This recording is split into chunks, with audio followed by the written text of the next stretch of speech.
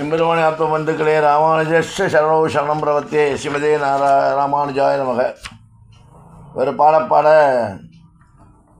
ஒரு வழியாக பெருவிழாளன் வரதராஜன் கண் திறந்தான். பெருமாள் அரையர் வரதராஜனிடம் ராமானுஜரை தன்னோடு அனுப்பும்படி கேட்டுக்கொண்டார். பெருமாளுக்கு அது இஷ்டமே இல்லை. மிகுந்த பிரயாசையின் பேரில் பெருமாளிடம் அனுமதி பெற்றார் அரையர். ராமானுஜம் அரையருடன் ஸ்ரீரங்கம் புறப்பட்டார். உலகமே போற்றும் மாபெரும் சகாப்தத்தை படைப்பதற்காக ஸ்ரீரங்கத்துக்கு அந்த மகான் சென்று கொண்டிருந்தார். அங்கு சென்றதும் பெரிய நம்பியையே தன் குருவாக ஏற்றுக்கொண்டார்.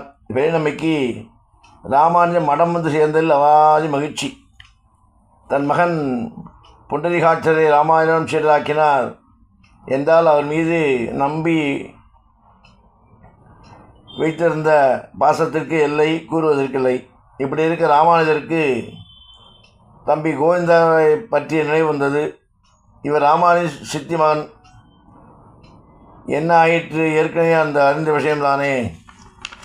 ராமானுஜர் யாதவபாசம் காட்சி சென்றபோது அவர் ராமானுஜரை கொல்ல செய்ய முயற்சி தகவலை சொல்லி காப்பாற்றி காளஹஸ்தியில் காட்டில் வழிபாட்டில் இறங்கிவிட்டார். அக்காலத்தில் சைவர்கள் வைணவர்கள் கடுமையாக மோதிக்கொண்டனர். ஒரு வைணவனை பார்த்தாலே போதும் சைவன் எங்காவது குளித்து விட்டதாக வீட்டுக்கு போவான். அந்த அளவுக்கு இந்து சமயத்திற்குள்ளே ஒரு இரு பிரிவு பிளவுபட்டிருந்த நேரம் ராமானுஜர் கோவிந்தனை வைணவத்துக்கு திரும்ப விரும்பினார். கோவிந்தன் தன் அருகில் இருப்பது மிக பெரிய பலம் என்று கருதினார். அப்போது திருமலையில் பெரிய நம்பி என்பது வெங்கடாஜலபதிக்கு தொண்டு செய்து கொண்டிருந்தார். அவருக்கு ராமானுஜர் கடிதம் எழுதினார். கடிதத்தில் தாங்கள் காளஹஸ்தியில் சிவப்பணியில் ஈடுபட்டுள்ள என் தம்பி கோவிந்தனுக்கு தகுந்த அறிவுரை சொல்லி ஸ்ரீரங்கத்தை அனுப்பி வையுங்கள் என குறிப்பிட்டிருந்தார். பெரிய திருமலை நம்பி கோவிந்தரை சந்திக்க சென்றார். கோவிந்தர் அங்குள்ள குளக்கரையில் தினமும் மலர் பறிக்க ஒருவர் வருவார். ஒரு நாள் வெண்டாடியவர்களின் வைணவ பெருமகனார் ஒருவர் குளக்கரையில் தன் சீடர்களுக்கு பல்வேறு சாஸ்திரங்கள் குறித்து போதனை செய்து கொண்டிருந்தார். கோவிந்தன் ஒரு மரத்தின் மீது ஏறி அமர்ந்து அவர்கள் பேசுவதை கேட்டார். அந்த பெரியவரின் பேச்சை அவருக்கு மிகவும் கவர்ந்தது. பின்னர் மரத்தில் இருந்து இறங்கி மலருடன் அவர் இருந்த இடத்தை கடந்து சென்றார். வயதில் மிகவும் சிறியவராயினும் கூட பெரிய திருமலை நம்பி கோவிந்தனை மகாத்மா இங்கு வாருங்கள் என மரியாதையுடன் அழைத்தார். கோவிந்தன் பணிவுடன் அங்கே சென்றார். இருவருக்கும் அருமையான உரையாடல் நிகழ்ந்தது. சுற்றி பார்ந்தவர்களுக்கு தேனாய் இனித்தது. அந்த உரையாடல் விஷ்ணு சிவ ஆகிய தெய்வங்கள் பெருமையை நாமினிக்க அவர்கள் பேசினர். தம்பி, இந்த பூக்கள் யாருக்கு கொண்டு செல்கிறீர்கள் என்றார் பெரியவர். சுவாமி, சிவனை வழிபடுவதற்காக இதனை பறித்து செல்கிறேன் என்றார் கோவிந்தன். நாம் சிவனுக்கு பூ வழிபாடு சரியாக இருக்காது. அவர் ஆசைகளை வேறறுத்து எரித்து அதனை வெந்நீராக பூசியிருப்பார் அல்லவா? அதனால் அவருக்கு இந்த பூக்களின் மீது ஆசை இருக்காது. அதற்கு வாய்ப்பில்லை. மேலும் அவர் மயானத்தில் வசிப்பவர் நாராயணன் மீது அபிமானம் உள்ளவர். இந்த பூக்கள் கல்யாண குணங்கள் கொண்ட திருமாலுக்கே பொருத்தமாக இருக்கும் கோவிந்தா என்றார். பெரியவரே, தாங்கள் சொல்வதை ஏற்றுக்கொள்கிறேன். இறைவன் என்பவன் எல்லாம் உடையவன். அவன்தான் நமக்கு கொடுப்பனை ஒழிய நம்முடைய பக்தியை மட்டுமே அவனுக்கு திரும்பி செலுத்த இயலும். சிவன்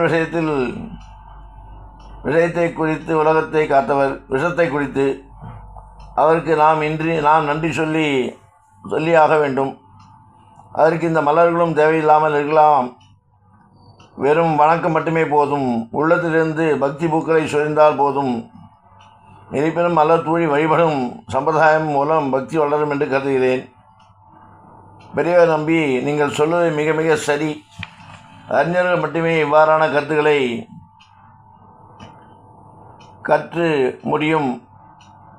தெரிந்து கொண்டு முடியும். உன் பக்தி மெச்சத்தகுது என்றார்.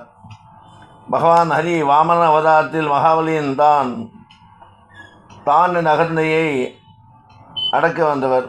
அவரிடமே நம்மை ஒப்படைக்க வேண்டும் என்பதே என் கருத்து. அது மட்டுமல்ல, கீதையில் பகவான் ஒருவன் அவனது சொந்த தர்மத்தை பின்பற்ற வேண்டும் என்று சொல்லியுள்ளார். அதன்படி பார்த்தால் நீங்கள் பகவான் ஹரியை வழிபட்டுவது முறையானது. கோவிந்தன் திருமாலுக்கும் சிவனுக்கும் தாங்கள் பேதம் கற்பிக்க வேண்டாம். கண்டா கண்ண என்ற பக்தனின் கதை தங்களுக்கு தெரியாதல்ல. ஆனை போல பக்தியுள்ளவன் என என்னை எண்ணாதீர்கள். கண்டா கண்ணன் சிவனை மட்டும் வழிபட்டான். சிவன் அவனை திருத்த எண்ணி நாராயணன் உடலை தன்னோடு சேர்த்து சங்க நாராயணாக காட்சியளித்தார். அப்போது அவன் சிவன் இருந்த பகுதியை மட்டுமே வணங்கினான். தான் காட்டிய ரூபத்தின் வாசனை சிவனின் பக்கமே செல்லும் வகையில் விசிறினான். இதற்காக சிவன் அவனை தண்டித்து ஒரு கிராமத்தில் துன்பம் நேர்ந்த வாழ்க்கையை கொடுத்து வாழ வைத்தார். என்ன துன்பம் தெரியுமா? வைணவ கிராமத்தில் உள்ள தங்க வைத்து அங்கிருந்தவர்களை விஷ்ணு புகழ்ந்து பாடினார்கள்.